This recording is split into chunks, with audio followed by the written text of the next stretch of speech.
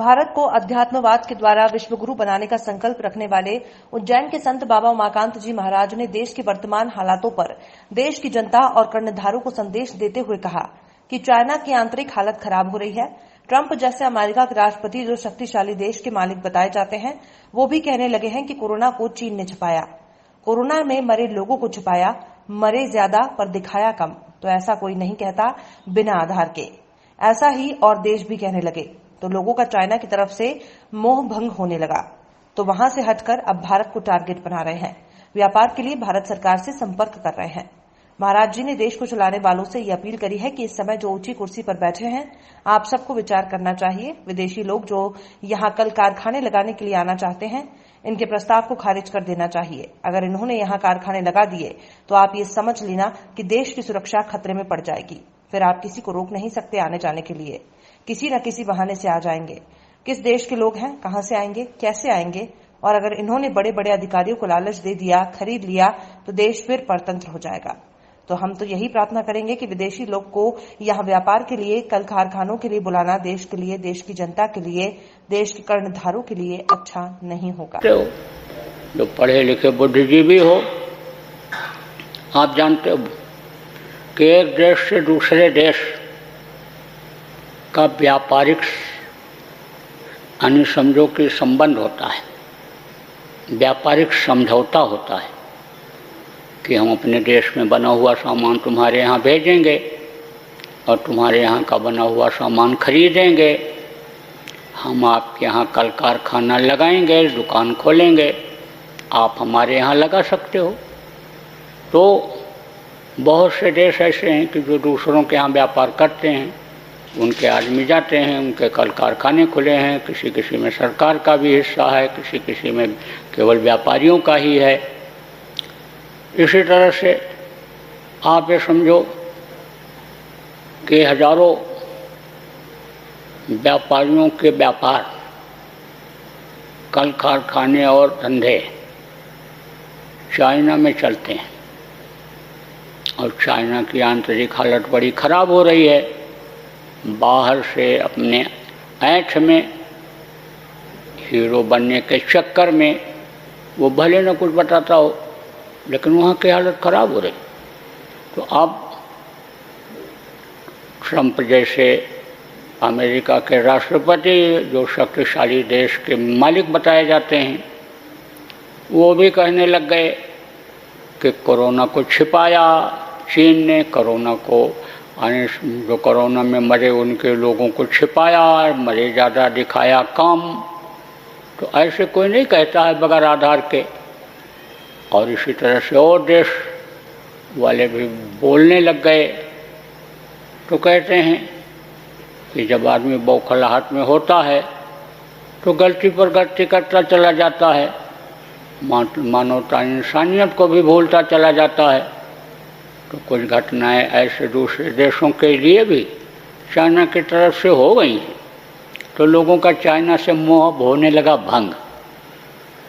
तो वहाँ से अब हट करके भारत को लोग टारगेट बना रहे हैं बिजनेस के लिए, व्यापार के लिए, और सरकार से संपर्क कर रहे हैं। लेकिन विदेशी व्यापारियों का भारत में आना भारत के लिए समझो कि खतरे की घंटी बजना है। आप इस बात को समझो कि भारत में जब अंग्रेज आए थे तो वो राज्य करने के हिसाब से नहीं आए थे, व्यापार करने के लिए ही आए थे। लेकिन यहाँ की जलवायु उनको सूट कर गई, यहाँ के लोग अच्छे लग गए, यहाँ पर कच्चा माल यानी मिलने की उनको संभावना ज़्यादा लगी। तो उन्होंने यहाँ सबसे पहले व्यापार स्थापित किया। उसके बाद में लोगों का खान पान बदला, चाल चलन बदला। जो वहाँ की संस्कृति थी उस संस्कृति को अपनाने के लिए यानी समझो लुभाए लोगों को। और फिर उसके बाद में उनको, जनता को, बड़े बड़े राजाओं को यानी उन्होंने अपने हाथ में ले लिया और हुकूमत करने लग गए। और समझ लो कि लोगों के दिल दिमाग में ये बात बैठ गई कि उधर से लेकर अस्तर तक अंग्रेज़ों का ही राज्य हो गया, अब ये हटने वाले नहीं हैं। लेकिन जनता जब दुखी हुई, अब गुहार किससे लगाती, आवाज़ किससे लगाती? जो पंच प्रधान और राजा उस समय के थे जनता के, सबको उसने खरीद लिया था, सब उसी की ओर बोलने लगे थे। तो उसने किससे आवाज़ लगाया? उस मालिक से लगाया, परमपिता से लगाया।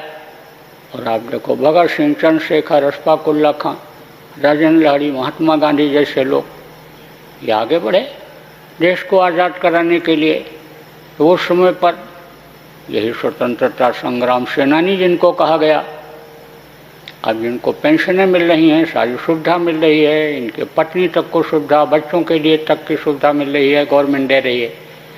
यह जब प्रचार करने के लिए आज़ादी की लड़ाई में निकले तो दरवाजे पर लोग इनको खड़ा नहीं होने देते थे। गांधी टोपी लंबी खादी की पहनते थे तो खड़ा नहीं होने देते थे, हट जाओ नहीं नाराज हो जाएगा साहब।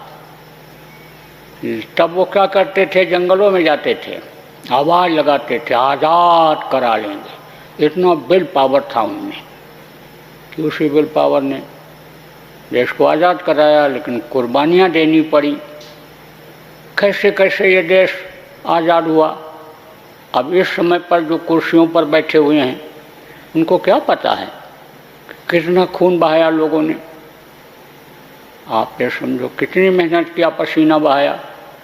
तो हम तो ये कहेंगे कि इस समय पर जो कुर्सी पर, ऊंची कुर्सी पर बैठे हैं, की पॉइंट जिनको कहते हैं, बैठे हैं, आप सब लोगों को विचार करना चाहिए। राजनेता ही नहीं, बड़े बड़े अधिकारी और बड़े बड़े जो लोग देश के लिए शुभचिंतक हैं, सबको विचार करना चाहिए। और जो विदेशी लोग यहाँ पर कल कारखाना लगाने के लिए आना चाहते हैं, इनके प्रस्ताव को खारिज कर देना चाहिए। अगर इन्होंने कल कारखाना यहाँ लगा लिया तो देश की सुरक्षा खतरे में पड़ जाएगी। आप ये समझो फिर आप रोक नहीं सकते किसी को आने जाने के लिए, किसी न किसी बहाने से आ जाएंगे। किस देश के लोग आएंगे, कहाँ से आएंगे, कैसे आएंगे। और अगर उन्होंने की पॉइंट पर बैठे हुए बड़े बड़े अधिकारियों को लालच दे दिया, आप ये समझो खरीद लिया, तो देश तो फिर परतंत्र हो जाएगा। तो आप समझो कि हम तो आज यही कहेंगे कि विदेशी लोगों को यहाँ व्यापार करने के लिए बुलाना, कल कारखाना लगाने के लिए बुलाना, ये देश की जनता के, देश के कर्णधारों के लिए अच्छा नहीं होगा।